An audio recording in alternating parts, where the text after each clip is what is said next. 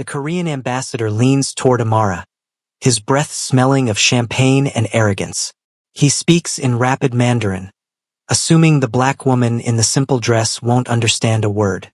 The delivery arrives in 20 minutes, he says, his eyes scanning the ballroom. Amara's lips curve into a smile. What he doesn't know will shatter every assumption in this room. Inside that smile lies fluency in 7 languages, each one learned in hours, not years. What nobody knew was that the poor American waitress they mocked had been absorbing their secrets for 18 months. Every private conversation, every business deal whispered in Korean, Russian, Japanese. She heard it all. But tonight wasn't supposed to happen this way. Tonight she was supposed to stay silent, invisible, safe. Her husband's enemies are watching. One wrong word could expose everything. But the ambassador just told her something she can't ignore. Something that changes the game completely. Amara Chun married Jin-woo Park 6 months after serving him coffee in a Chicago diner. She believed their story was simple. Powerful man falls for ordinary woman. Love conquers all. Fairy tale complete. But the moment she responded to the ambassador in flawless Mandarin, something shifted. She switched to Korean, then Japanese, then Russian, all without breaking eye contact. Jin-woo's face went pale, not surprised, terrified, because in that moment, she revealed a gift that made her the most dangerous woman in the room. A marriage built on secrets, an ability that governments would kill for, and a truth that had been hiding in plain sight since their very first conversation. But what Amara said that night, the 7 words that changed everything, only make sense if you know what happened 18 months earlier. In a Chicago diner at 2 a.m., when a stranger walked through the door speaking Korean about finding the girl who speaks in tongues, and Amara, pouring coffee 3 feet away, understood every single word. To understand how Amara became fluent in 7 languages without ever opening a textbook, we need to go back 18 months. Back to a life that looked ordinary from the outside but felt like living with a secret that could ruin everything. Amara Chun worked the 3rd shift at Sam's Diner on Chicago's South Side, 11 p.m. to 7 a.m., 5 nights a week. She poured coffee for insomniacs, cab drivers, and people who didn't want to go home.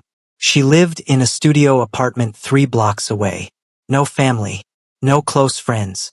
Just her and the voices that filled her dreams in languages she'd never studied. The gift showed up when she was 7 years old. A Russian couple sat in the booth behind her at a pizza place, arguing about money. Amara understood every word. She turned to her foster mother and asked why the man was angry about his brother stealing from him. Her foster mother stared at her. How do you know Russian? Amara didn't know Russian. She just heard it and suddenly she could speak it. After that, she learned to keep quiet, to pretend she didn't understand. Because every time she revealed what she could do, people looked at her like she was broken or dangerous or something to be studied. So she hid it. She avoided international neighborhoods. She turned up her headphones on the train. She built a life around staying invisible. Now, Amara thought she was just different. Weird brain wiring. Maybe some kind of language savant disorder she'd never gotten diagnosed. But here's what she didn't discover until 3 months into her marriage. Her ability wasn't a disorder. It was genetic, inherited from a mother she'd never known. A North Korean intelligence operative who defected while pregnant, vanishing into the American foster system to save her unborn child from becoming a government weapon. Multiple intelligence agencies had active files on Amara's bloodline. They'd been searching for her since she was born. And the gift that made her feel broken? It made her one of the most valuable assets on the planet. But I'm getting ahead of myself. Back in that Chicago diner, Amara had no idea she was being hunted. She just wanted to survive her shift. The customers noticed things. The way she flinched when people spoke Mandarin at the corner table. How she'd suddenly find something to clean in the kitchen when a group of Korean businessmen came in speaking loudly. One regular, an old Polish man named Stefan, once said something crude about her in Polish to his friend. Amara's hand froze mid-pour. She didn't react, but Stefan saw it in her eyes. She'd understood. He never came back. That's how Amara lived. Carefully, quietly, pretending to be normal while hiding a gift that terrified her. Then Jinwoo Park walked through the door at 2:47 a.m. on a Tuesday in March. Expensive suit, tired eyes, phone pressed to his ear. He was speaking Korean.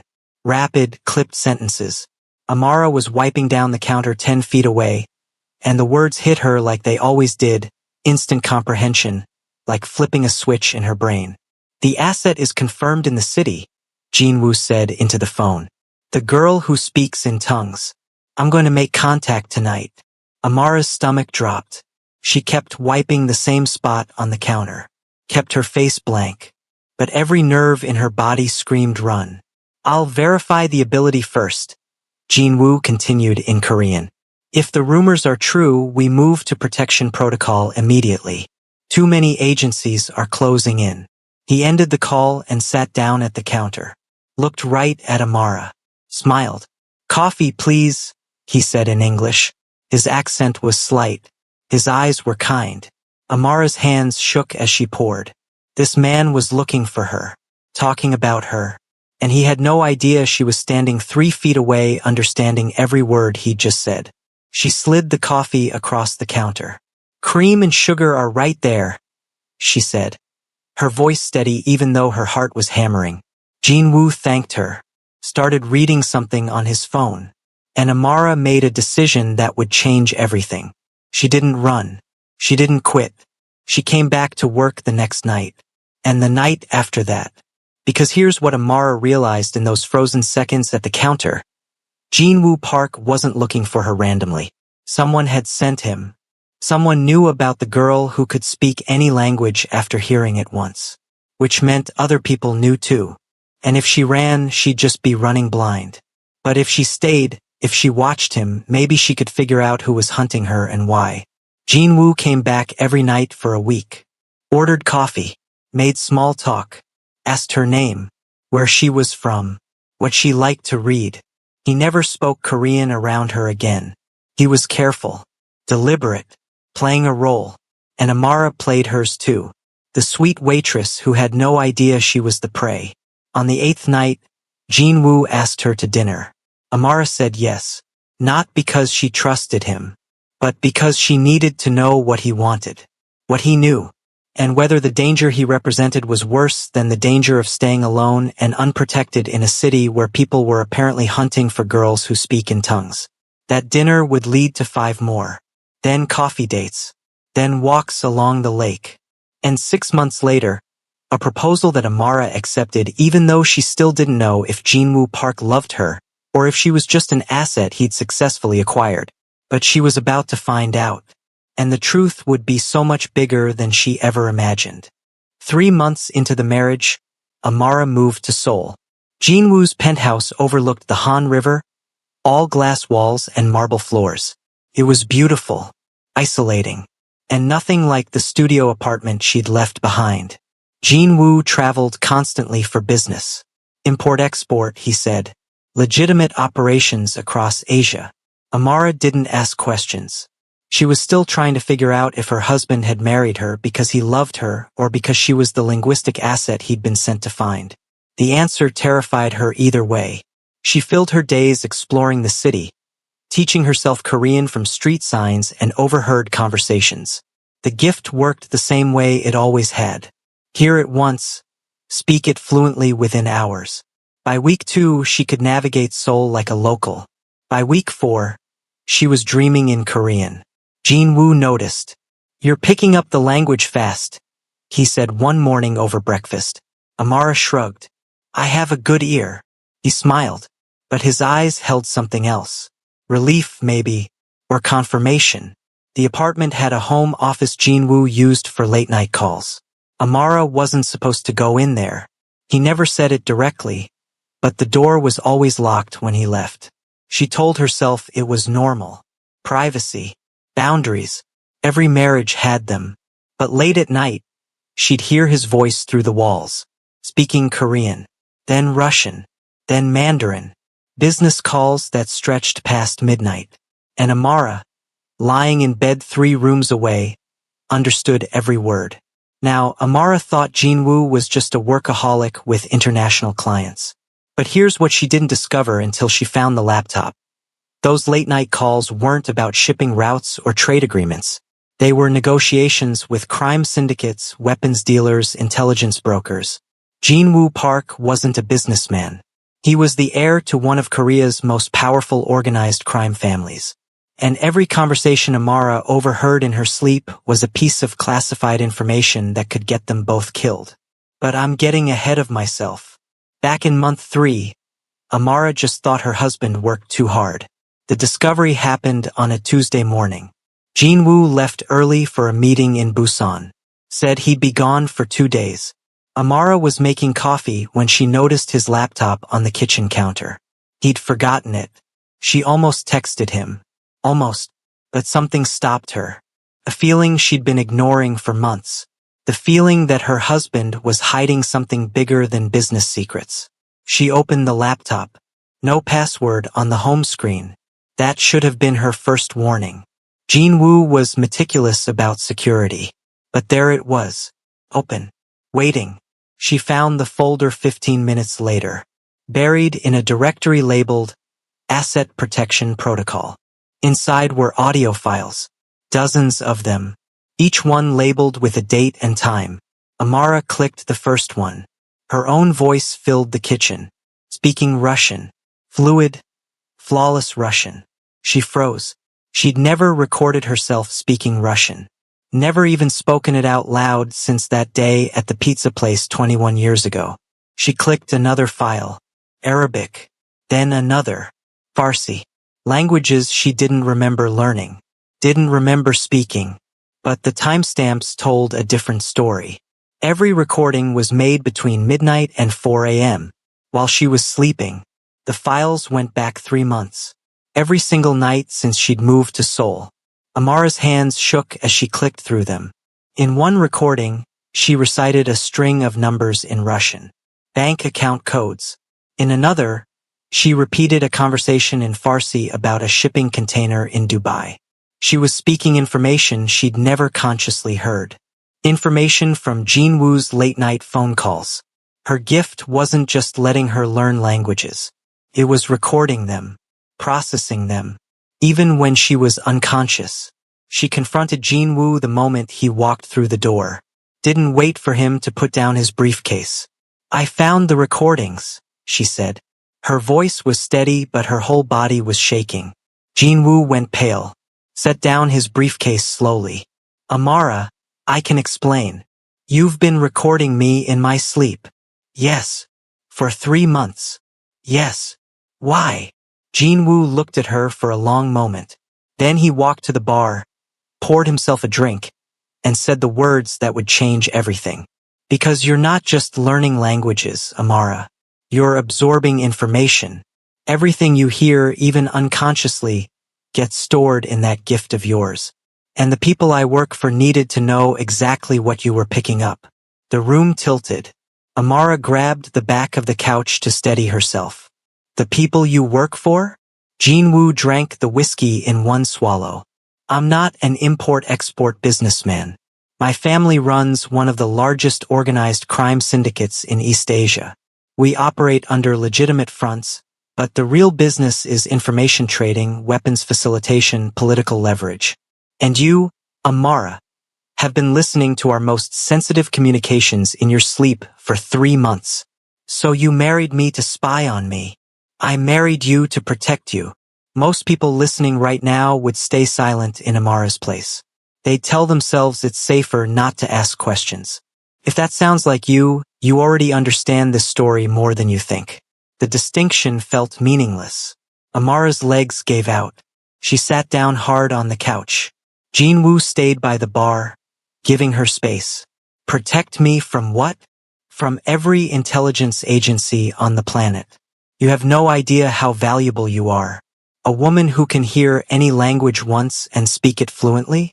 Who processes information even while unconscious? You're a walking surveillance device. Governments have been looking for people like you for decades. People like me. Your mother was one. The words hung in the air between them.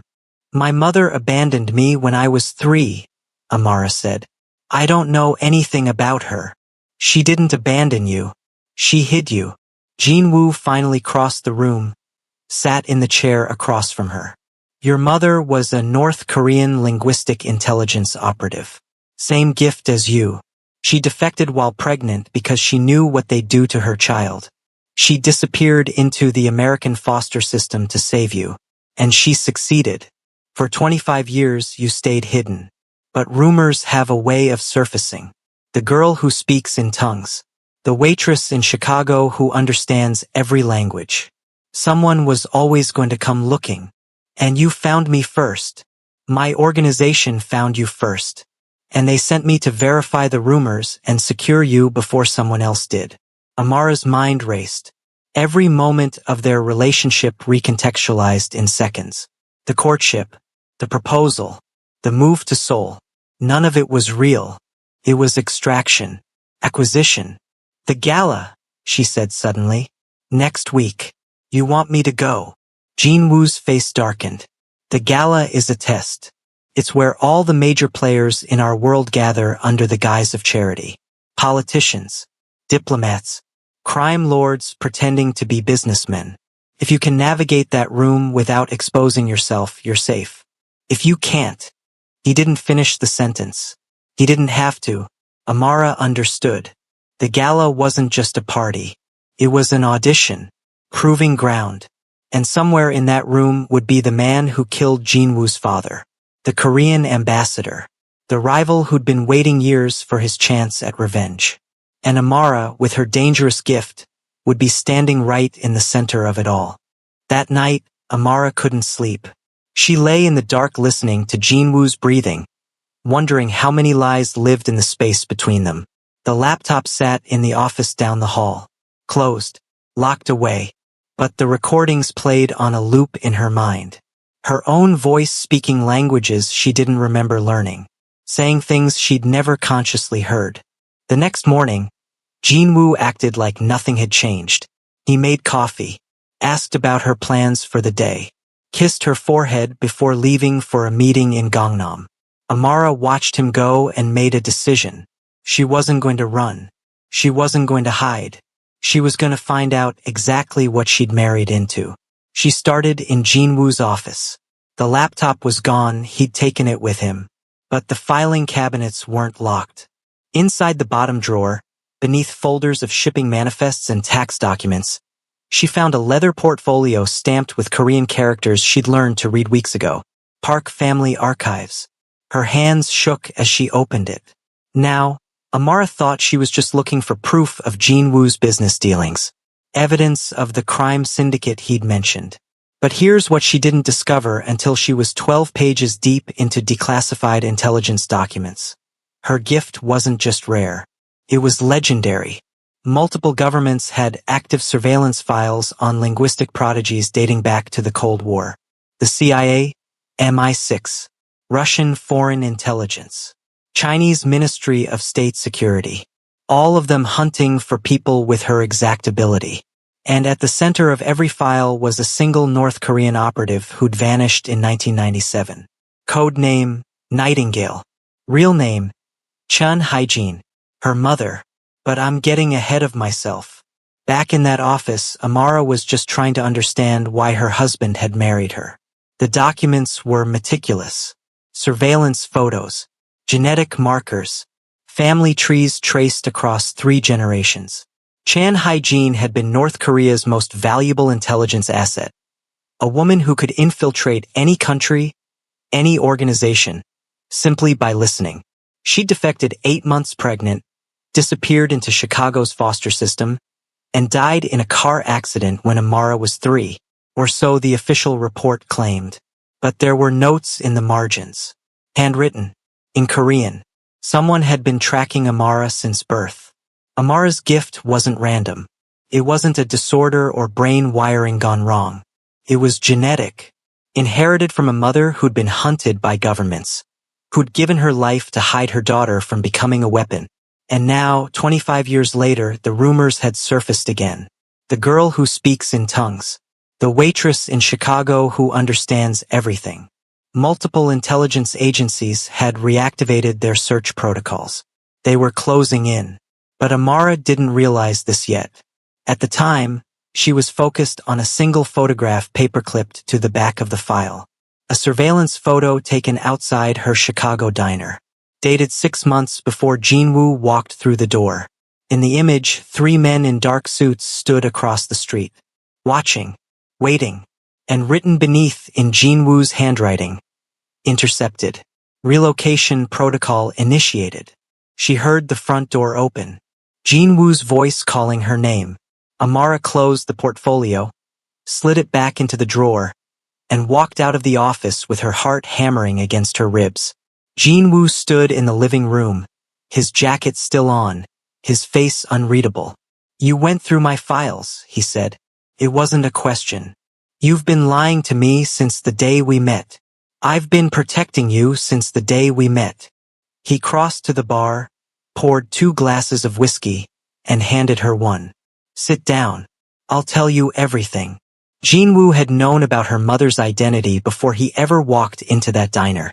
His organization had intercepted chatter from 3 different intelligence agencies, all converging on Chicago, all searching for Chan Hyejian's daughter, the girl who'd inherited the gift.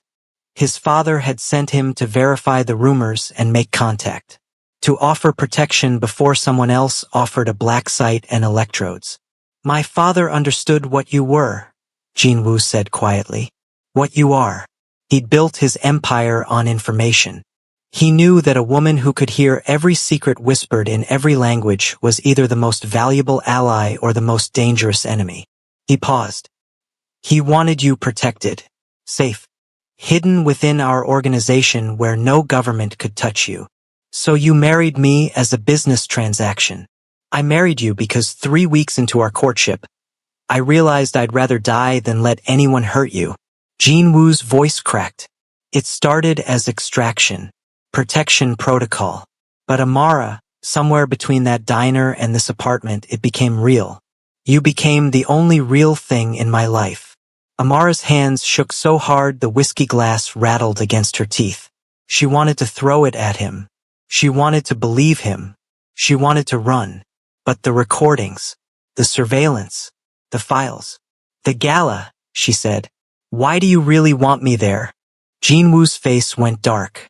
He finished his whiskey and poured another. "Because the man who killed my father will be there. The Korean ambassador. And he doesn't know what you are. What you can do. If we play this right, you'll hear something he doesn't want heard.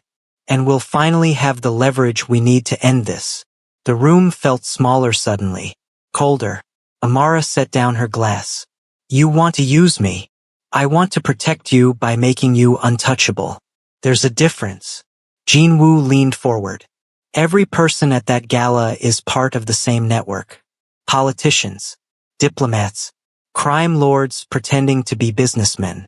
They all know my family. They all know what happened to my father. And when they see you, when they underestimate you because you're American, because you're black, because you're wearing a dress that costs less than their watches, we'll have the advantage. One conversation. That's all I need. One conversation where the ambassador speaks freely because he thinks you can't understand." Amara's gift had kept her alive for 28 years by staying hidden. Now Jinwoo was asking her to weaponize it. To step into a room full of the most dangerous people in Asia and prove she was more dangerous than all of them. And when Jinwoo finally told her what the ambassador had done, how he'd orchestrated his father's assassination at a charity gala just like this one, Amara realized the truth. The gala wasn't just a test. It was a trap. And she was the bait. The week before the gala, Jinwoo brought home a dress. Red silk. Off-shoulder. Simple but elegant. He laid it across their bed like an offering. "For Saturday," he said. Amara touched the fabric. Felt expensive. Real. Nothing like the black dress she'd planned to wear. The one she'd bought at a department store for $200. "Jinwoo, I can't." "You can. You will." He sat beside her. "Every woman at that gala will be wearing designer gowns worth more than most people make in a year. They'll look at you and make assumptions. Let them. But wear something that makes you feel like you belong there. Because you do. Amara wanted to argue. But looking at that dress, she realized Jinwoo wasn't asking her to fit in. He was asking her to stand out, to claim space in a room that would try to erase her. She wore the dress on Saturday night, and the moment she walked into that ballroom, she felt every eye turn toward her. Now, Amara thought the stares were judgment, mockery, the poor American who'd somehow married into Korean elite society. But here's what she didn't discover until the ambassador leaned close and spoke in Mandarin. Every person who looked at her that night was part of an international council. Crime lords, intelligence brokers, political fixers operating under diplomatic cover. And by entering that room as Jinwoo's wife, she just declared herself part of their world. A world where women didn't hold power, where Black Americans certainly didn't belong. Her presence alone was a violation of centuries of tradition. But I'm getting ahead of myself. Back in that ballroom entrance, Amara just wanted to survive the next 3 hours. The mockery started immediately. A woman in diamonds whispered to her companion in Japanese, "American trophy wife. How long until he trades her in?" Another man, Russian accent thick even in English, spoke to Jinwoo like Amara wasn't standing right there. "You've always had expensive tastes, Park. Though I expected better quality control." Jinwoo's jaw tightened, but he smiled, thanked them for coming, guided Amara deeper into the ballroom with his hand on her lower back. She felt him trembling, not fear, rage. "Breathe," she whispered. "I've heard worse at the diner. You shouldn't have to hear it here." But she did. For the next hour, Amara smiled through conversations conducted in English while guests whispered about her in Korean, Mandarin, Japanese. They assumed she couldn't understand, that she was decoration, a mistake Jinwoo would correct eventually. And Amara let them believe it, because with every conversation, she was learning about shipping routes through Busan, about weapons caches in Bangkok, about the power structure holding this entire network together. She heard it all. What those guests didn't know, what they couldn't have known, was that by speaking their languages in front of her, they just handed Amara the keys to their kingdoms. Every insult, every business deal, every secret whispered in assumed safety. She understood it all. And in that moment, when she finally responded to the ambassador in flawless Mandarin, she wasn't just defending herself. She was declaring herself Jinwoo's equal, partner, player. In their world, that was unforgivable. Women didn't claim power. They certainly didn't claim it in front of the entire council. But Amara didn't realize this yet. At the time, she was focused on the ambassador's words. "The delivery arrives in 20 minutes. She'd switch to Korean without thinking. Then Japanese. Then Russian, proving she'd heard everything, understood everything. And the ballroom went silent. Jinwoo's face had gone pale, not because he was surprised by her gift. He'd known about it for 18 months. He was terrified because she'd just exposed herself in front of the most dangerous people in Asia. People who would kill for the ability she'd just demonstrated. The silence stretched for 5 seconds. 10. Then someone started laughing. A woman in emerald silk. "Well," she said in French, "this changes things." Amara understood that too. She met the woman's eyes and responded in perfect French. "Does it?" The laughter stopped. The ambassador's hand had moved to his jacket pocket. Jinwoo stepped slightly in front of Amara, a protective instinct he couldn't suppress. And across the ballroom, 3 men in dark suits began moving toward the exits. Not leaving, positioning. In that moment, Amara realized the choice in front of her. She could apologize, pretend the languages were party tricks, play dumb and maybe walk out of this ballroom alive. Or she could keep listening, because somewhere in this room, the ambassador had just given an order. The delivery arrives in 20 minutes, and Jinwoo's security team was moving into defensive positions, which meant the delivery wasn't cargo. It was an assassination. She could stay silent, protect herself by staying invisible like she'd done her entire life. Or she could use her gift to decode exactly what was coming. who was targeted, how much time they had. But using it meant exposing herself completely, becoming the woman every intelligence agency in the world had been hunting since she was born. There would be no going back. No more hiding. No more pretending to be ordinary. And when the ambassador leaned toward his associate and whispered in rapid Mandarin about extraction points and cleanup protocols, Amara made her choice. She'd spent 28 years running from her gift. Tonight, she was going to weaponize it. Here's the uncomfortable part. Every person listening right now has had a moment like this. A moment where staying quiet felt safer than being seen. And if you're still listening, it's probably because you chose silence too. Amara listened. Not just to the ambassador's Mandarin, but to everything happening in that ballroom. The Russian businessman near the bar speaking about contingency plans. The Japanese diplomat discussing extraction routes. The French arms dealer confirming payment schedules. Every conversation layered on top of each other like a symphony only she could hear. And somewhere in that chaos, she found the pattern. The assassination wasn't just about Jinwoo. It was about his entire family line. About erasing the Park legacy completely. The ambassador had waited 5 years for this moment.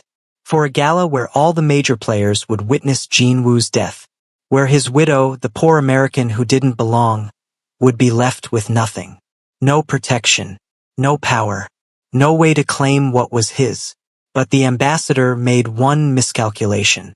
He assumed Amara was ordinary. Powerless. Someone who could be dismissed and forgotten. He didn't know about the gift. About the mother who died protecting it.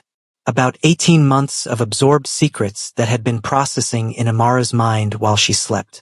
And he certainly didn't know about the language she was about to speak. Now, Amara thought she was just buying time. Decoding the assassination plot to give Jinwoo's security a chance. But here's what she didn't discover until she opened her mouth. The ancient Korean dialect living in her mind wasn't something she'd learned from Jinwoo's business calls. It was something deeper. Something genetic. Her mother's bloodline traced back to the same region as Jinwoo's grandmother. A legendary negotiator who'd built the Park Empire through words, not weapons. And when Amara spoke, she wasn't just speaking a language. She was channeling 70 years of ancestral memory. But I'm getting ahead of myself. Back in that ballroom, Amara just knew she had to do something. She stepped forward, away from Jinwoo's protective stance, into the center of the room where everyone could see her. The red dress caught the chandelier light, her hands steady at her sides. And when she spoke, the words came from somewhere ancient. Somewhere she didn't consciously access. The dialect was older than modern Korean. Formal. Ceremonial. Words that hadn't been spoken publicly in 60 years. In the 7th moon of the year of the Iron Tiger, Amara said, her voice carrying across the silent ballroom. The grandmother of the Park family stood before the Council of Families. She spoke of honor, of blood debt, of the price of betrayal. Jinwoo's face went white. Not pale, white, because those words, that exact phrase was the opening of his grandmother's most famous negotiation. The one that had ended a 3-generation blood feud. The one that had established his family's authority. And Amara was reciting it word for word. In a dialect she'd never studied. In a voice that sounded nothing like her own. What nobody in that room knew, what Jinwoo had never told her, was that his grandmother's gift was the same as Amara's, the ability to hear and speak any language, to absorb information across generations. The family believed she'd been reincarnated, that her spirit chose the next heir. And when Amara spoke in that ancient dialect, using words only true-born heirs could know, she wasn't just revealing her gift. She was declaring herself the spiritual successor. The grandmother returned. It was impossible. Supernatural, and absolutely undeniable. But Amara didn't realize this yet. At the time, she was focused on finishing the negotiation, on speaking the words that would save Jinwoo's life. She told them that betrayal carries a price. Amara continued in the ancient dialect. That blood demands blood. But she offered mercy, a choice. Walk away with honor, or die with shame. She turned to the ambassador, switched to Mandarin. Your delivery won't arrive tonight. Your assassins are already detained. And this council has witnessed your intention to break the gala's sacred neutrality. The ambassador's hand dropped from his jacket, his face unreadable. Around the ballroom, the other attendees began to murmur, not in mockery, in reverence, because what they just witnessed wasn't a trick. It was a spiritual declaration, a claim of leadership that superseded Jin Woo's authority entirely. The woman in emerald silk stepped forward, bowed. The grandmother speaks, she said in French. We acknowledge. One by one, the other attendees followed. The Russian businessman, the Japanese diplomat, even the ambassador, after a long moment, inclined his head. He'd been outplayed, not by force but by something he couldn't fight. Ancestral authority, spiritual legitimacy, the one thing in their world that trumped violence. Jin Woo took Amara's hand, his fingers trembling. How did you know those words? He whispered in English. Amara looked at him. I don't know. I just heard them, like I always do. But she was lying, because somewhere in the back of her mind, she could feel the truth. She'd been hearing those words her entire life, in dreams, in the spaces between languages. Her mother's gift hadn't just been linguistic. It had been generational, a bloodline ability that connected her to every ancestor who'd carried it before. That was 3 years ago. Today, Amara runs the Park Empire from an office in Seoul that overlooks the Han River. She speaks 7 languages fluently, 12 conversationally, and she's still discovering new ones in her dreams. But she's not hiding anymore. Her gift is public knowledge, documented, undeniable, and instead of making her a target, it made her untouchable. She built a network, 47 linguistic prodigies across 12 countries.